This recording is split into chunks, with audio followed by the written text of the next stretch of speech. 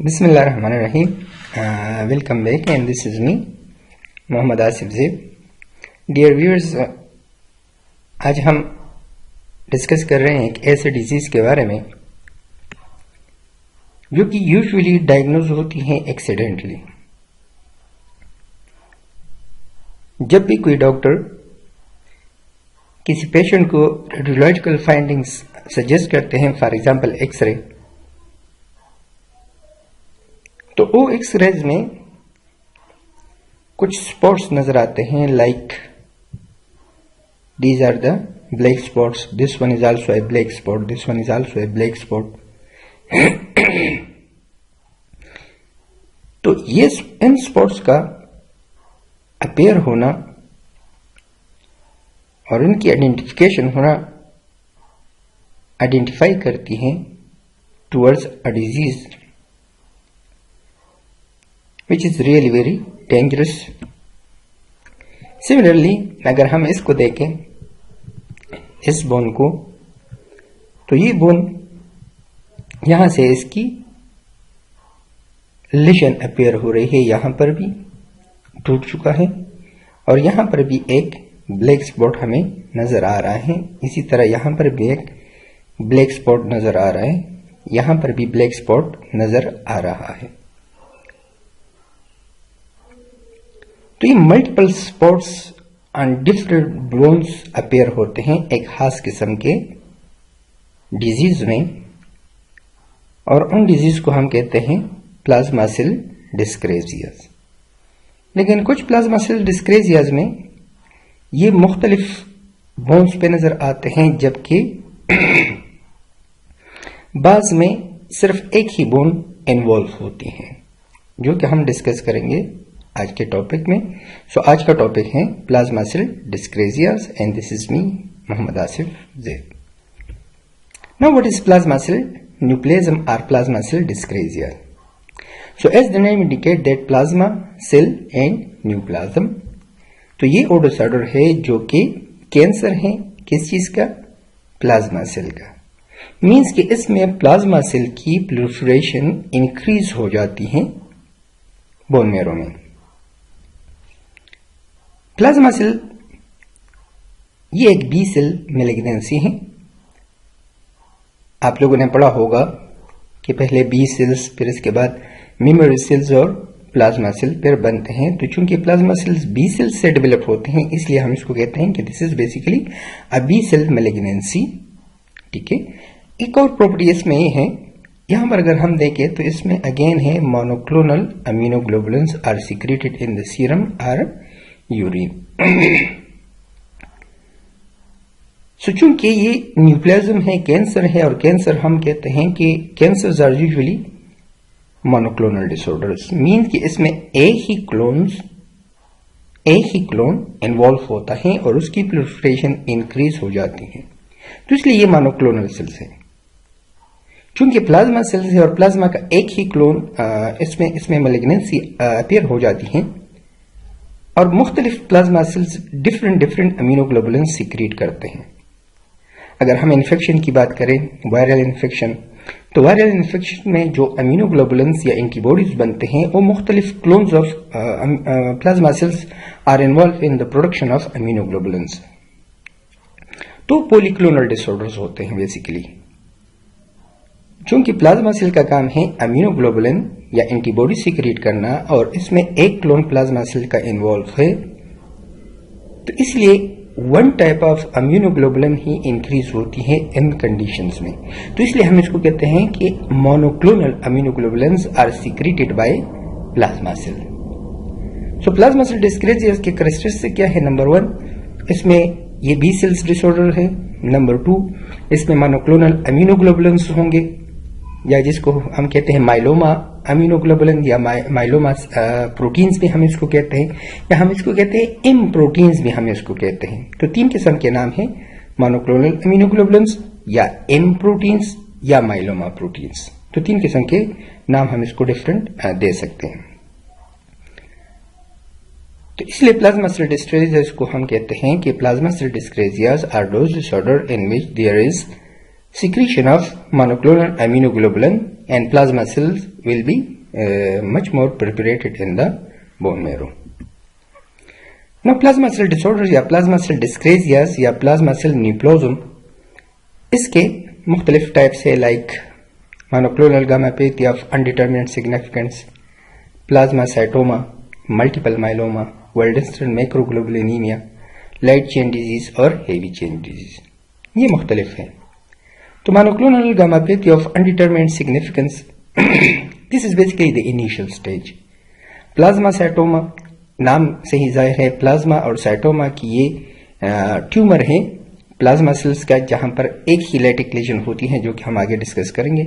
Multiple myeloma, जिसे नाम से ही जाहिर है कि मल्टीपल है, और माइलोमा है मींस कि इसमें ट्यूमर है. तो मुख्तलिफ जो बोन्स होंगे उसमें हमें लाइटिक लेजन नजर आएंगे, जो कि हमने पिक्चर में देखा. वाल्डेंस्ट्रॉम मैक्रोग्लोबुलिनीमिया, तो मैक्रोग्लोबुलिनीमिया मीन्स कि इसमें जो आईजीएम है, जिसको हम कहते हैं मैक्रोग्लोबुलिन, उसकी कंसंट्रेशन प्लाज्मा में इंक्रीज होती है, और एक ही टाइप के आईजीएम होते हैं, इसलिए हम इसको कहते हैं मैक्रोग्लोबुलिनीमिया. लाइट चेन डिजीज, जैसे आपको पता है कि अमीनोग्लोबुलिन के दो चेन्स होते हैं, एक को हम कहते हैं लाइट चेन और एक को हम कहते हैं हेवी चेन. तो इस डिसऑर्डर में जो प्लाज्मा सेल है वो सिर्फ लाइट चेन ही सीक्रेट करती हैं, जबकि दूसरे जो डिसऑर्डर है हेवी चेन में, इसमें हेवी चेन अमीनोग्लोबुलिन सीक्रेट होते हैं. तो इसलिए इसको, चूंकि लाइट चेन इसमें इंक्रीज है, इसलिए हम इसको कहते हैं लाइट चेन डिजीज. इसमें चूंकि हेवी चेन सीक्रेट होता है, इसलिए हम इसको कहते हैं heavy chain disease. Now this is basically the key findings in different types of plasma cell dyscrasia. Like in multiple myeloma, lytic bone lesion, जो कि हमने पिक्चर में देखा कि इसमें बोन रिजोल्व हो जाते हैं. In spike on serum and urine electrophoresis, की जब हम प्रोटीन इलेक्ट्रोफोरेसिस करते हैं, जो कि हम आगे इंशाल्लाह डिस्कस भी करेंगे, कि इसमें एक ही टाइप का एम प्रोटीन या माइलोमा प्रोटीन की पीक इंक्रीज हो जाती है इलेक्ट्रोफोरेसिस पे. पेरिफेरल सर्कुलेशन में रूलक्स फॉर्मेशन होगा. रूलक्स फॉर्मेशन, आरबीसी एक दूसरे से जुड़ जाते हैं और बीटेड लाइक अपीयरेंस देते हैं, और इसमें प्लाज्मा सेल्स की कंसंट्रेशन मोर देन 20% होगी बोन मैरो में. जबकि प्लाज्मासाइटोमा में सिर्फ एक लोकलाइज मास होता है, मींस कि जो बोन है एक ही जगह से उसकी लीजन हो जाती है, अपीयर हो जाती है एक्सरे में, और इसमें मोनोक्लोनल प्लाज्मा सेल्स मौजूद होंगे, जैसे कि ये. तो अगर मल्टीपल माइलोमा से हम प्लाज्मासाइटोमा को डिफ्रेंशिएट करना चाहते हैं, तो क्या डिफ्रेंशिएशन होगी? यहां पर हो गए मल्टीपल लैटिक लेजन बोन, ठीक है, मल्टीपल लैटिक बोन लेजन होंगे, यहां पर लोकलाइज लैटिक बोन लेजन होगा. Monoclonal gammopathy of undetermined significance को अगर हम मल्टीपल माइलोमा से डिफ्रेंशिएट करना चाहते हैं, तो फीचर सारे के सारे सेम होते हैं जो कि मल्टीपल माइलोमा के हैं, लेकिन फर्क सिर्फ क्या है कि इसमें लेस देन 10% प्लाज्मा सेल होते हैं. तो इसलिए monoclonal gammopathy of undetermined significance, this is basically the initial stage, and this initial stage then developed into multiple myeloma. Waldenström macroglobulinemia is different from multiple myeloma because in multiple myeloma usually there is Ig immunoglobulin present in multiple myeloma, while in Waldenström macroglobulinemia there is IgM monoclonal protein will be present, and there is this is also known as hyperviscosity syndrome because IgM antibodies are pentameric antibodies. इसलिए this disease caused the serum to be very viscous as compared to multiple myeloma patient. Now what is multiple myeloma? Multiple myeloma, as the name indicates, that there will be a multiple lytic bone lesion in this disorder. Again, this disorder is a B-cell malignancy, and multiple myeloma is neoplastic proliferation of bone marrow plasma cells characterized by lytic bone lesions and monoclonal proteins in serum or urine. ठीक है, और इन monoclonal proteins को हम कहते हैं पैराप्रोटीनीमिया, या paraprotein भी हम माइलोमा प्रोटीन्स को कहते हैं. या हम इसको एक और तरीके से भी डिफाइन कर सकते हैं कि multiple myeloma is a B-cell malignancy which is characterized by presence of monoclonal expansion and accumulation of abnormal plasma cell in the bone marrow compartment. So this is basically definition of multiple myeloma. Now multiple myeloma is a rare disease, but the peak incidence of multiple myeloma is occur above 40 years of age. ठीक है, और इसका जो most peak incidence है वो 7 decade के बाद आता है, means more than 70 years old individual, and again male are predominant. चूंकि ये कैंसर है और कैंसर की एटियोलॉजी वही होगी जो कि ल्यूकीमिया की एटियोलॉजी है, जैसे कि इसमें बाज जो केमिकल्स हैं लाइक बेंजीन, रेडिएशंस, ठीक है, different type of viruses, they can cause multiple myeloma. This is basically the genetic what are the genetic abnormalities present in multiple myeloma patients.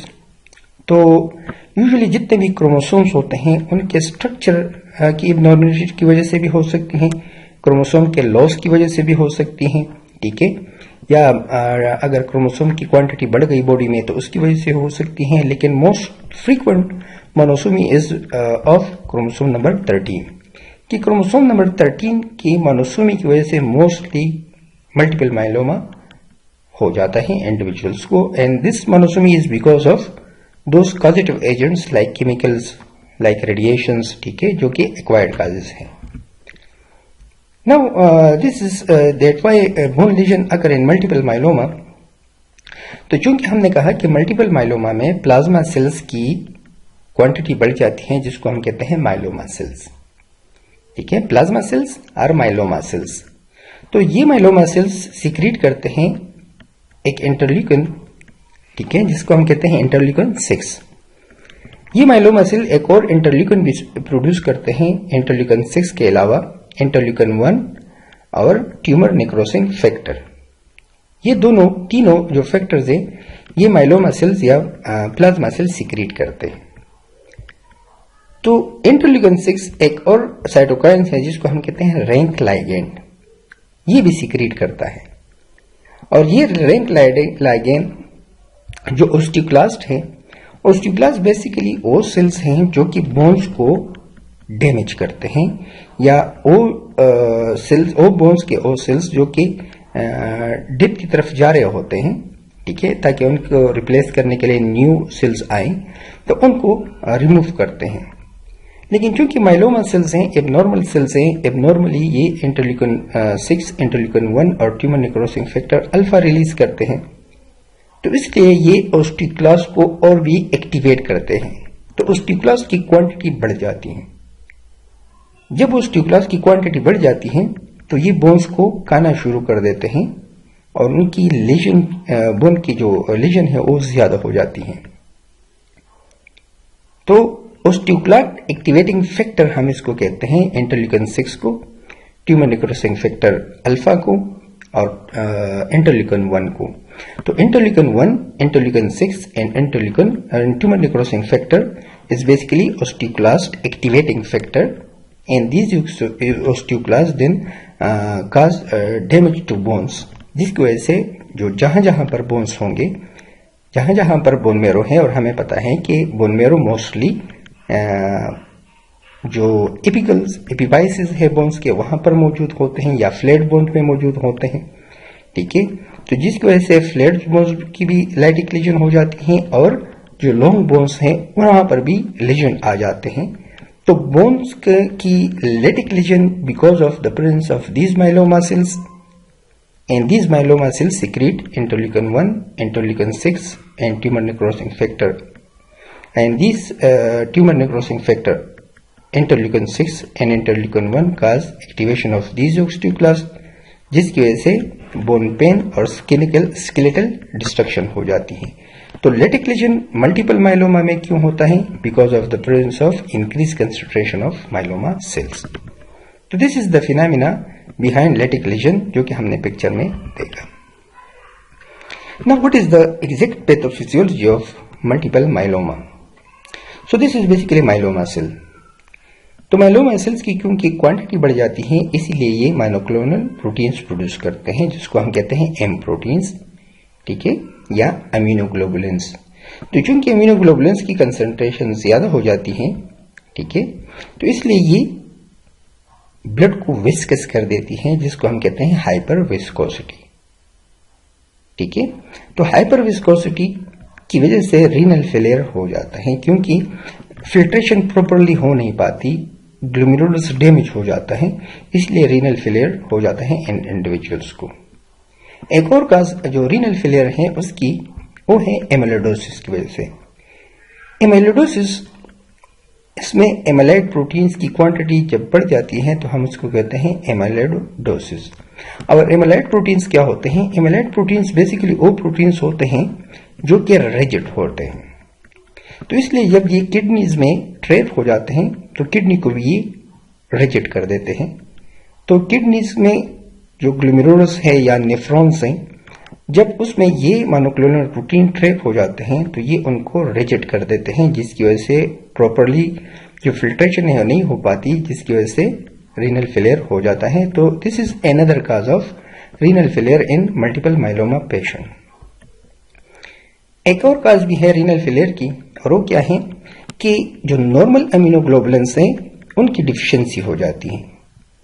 तो चूंकि अमीनोग्लोबुलिन्स इम्यूनिटी में play an important role, which is used to fight against different type of viruses, तो इसलिए इन individuals में infection हो जाता है, जो कि काज करते हैं इन्फेक्शन रीनल फेलियर को काज करते हैं।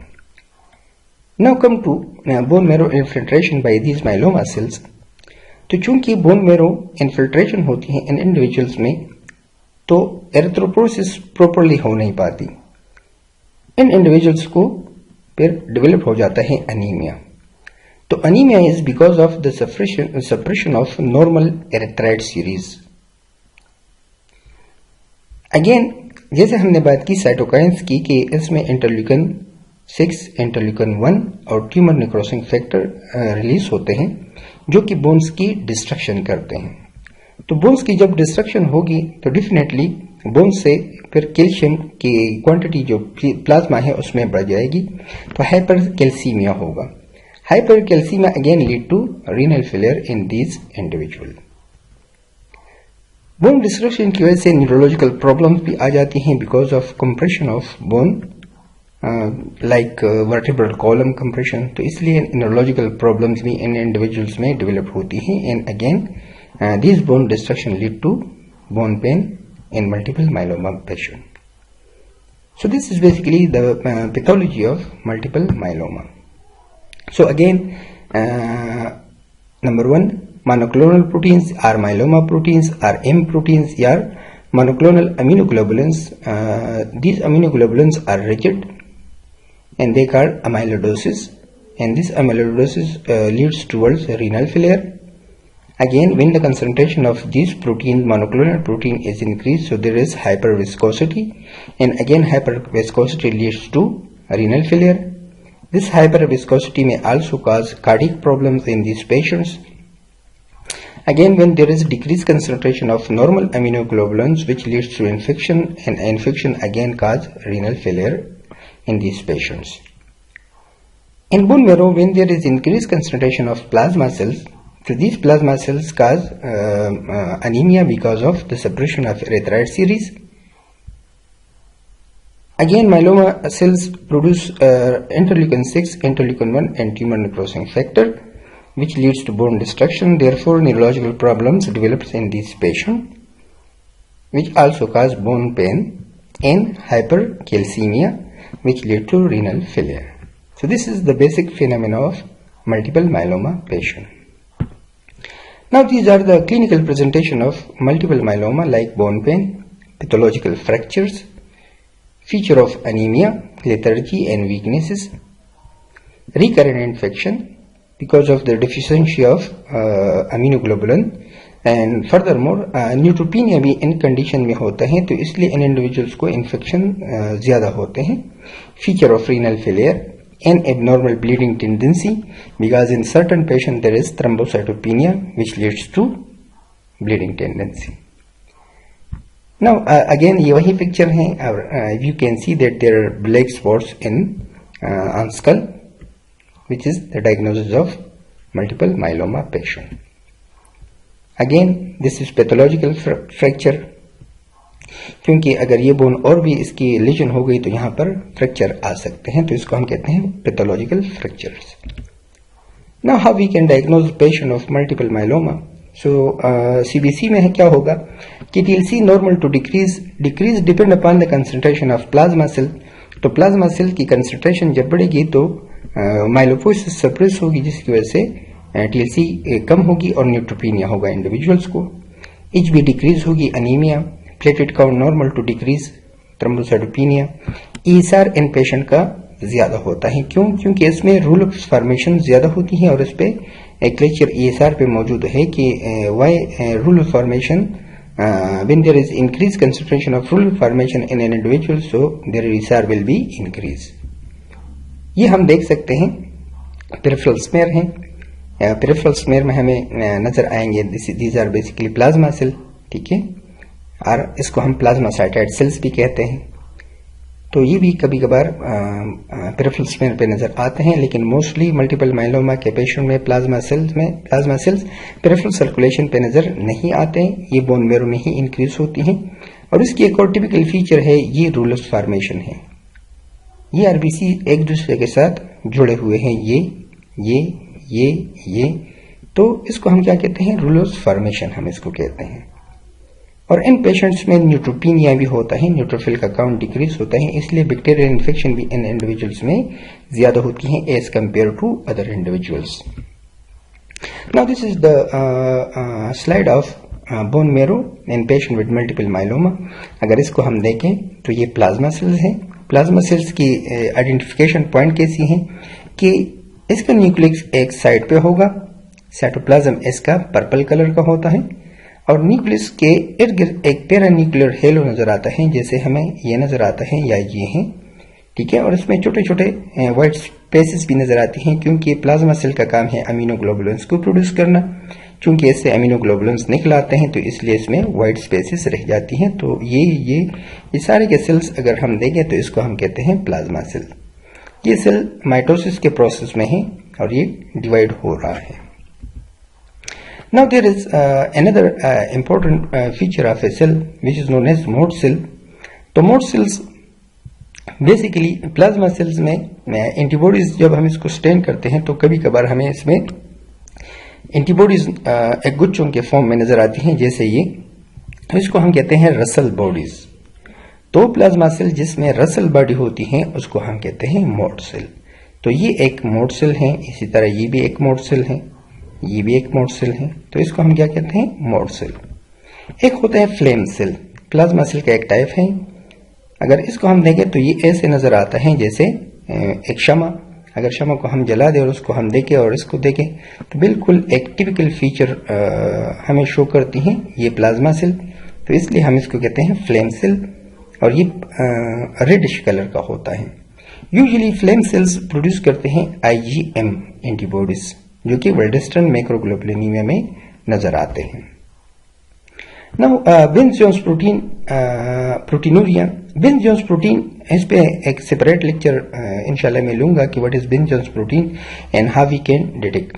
लेकिन बिन्स जोन्स प्रोटीन बेसिकली वही माइलोमा प्रोटीन्स होते हैं जो कि मौजूद होते हैं यूरिन में. तो अगर यूरिन में माइलोमा प्रोटीन नजर आए तो इनको हम कहते हैं Bence Jones proteins, because these proteins was discovered by scientist which was known as Jones, Bence Jones. तो इसलिए उसने उसको अपना नाम दे दिया. तो ये वही माइलोमा प्रोटीन्स हैं जो कि सीरम में मौजूद होते हैं, लेकिन अगर ये यूरिन में अपेयर हो तो हम इसको कहते हैं बिन्स जोन्स प्रोटीन. तो Bence Jones protein multiple myeloma के पेशेंट्स में नजर आते हैं यूरिन में, और सीरम में ये इंक्रीज होते हैं. Increase plasma cells in bone marrow and usually greater than 20%, ठीक है. नाउ अदर बायोकेमिकल फाइंडिंग्स कि सीरम कैल्शियम इंक्रीज होगा, हाइपर कैल्सीमिया होगा, इसलिए क्योंकि बोन रिजोल्व होते हैं और बोन्स की डिस्ट्रक्शन होती है जिसकी वजह से कैल्शियम निकल आता है. इसी तरह serum ALP level, alkaline phosphatase score, वो भी इंक्रीज होता है इन इंडिविजुअल्स में. और serum urea and creatinines are raise in 20% of cases. If there is renal failure. ठीक है, तो रीनल फेलियर की वजह से यूरिया और क्रिएटिनिन इंक्रीज हो जाता है इन इंडिविजुअल्स में, और सीरम एल्ब्यूमिन डिक्रीज हो जाते हैं। क्यों? क्योंकि एल्ब्यूमिन भी लीक आउट होता है। जब भी रीनल फेलियर होता है इंडिविजुअल्स में तो प्रोटीन लीक आउट होता है यूरिन में, जिसकी वजह से सीरम एल्ब्यूमिन डिक्रीज हो जाता है। This is basically gamma globulin. Normally अगर नॉर्मल इलेक्ट्रोफोरेसिस हम एक इंडिविजुअल का परफॉर्म करें तो उसमें एल्ब्यूमिन की कंसंट्रेशन ज्यादा होती है।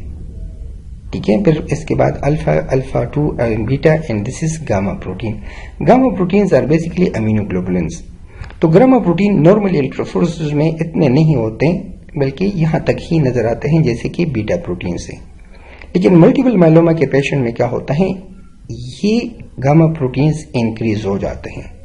इसको हम कहते हैं एम स्पाइक या माइलोमा स्पाइक या गामा अमीनोग्लोबुलिन। तो सीरम इलेक्ट्रोफोरेसिस अगर हम मल्टीपल माइलोमा के पेशेंट के परफॉर्म करें तो इसमें गामा ग्लोबुलिन्स की क्वांटिटी इंक्रीज आती है, जो कि डायग्नोस्टिक है मल्टीपल माइलोमा के पेशेंट के लिए। Thank you so much.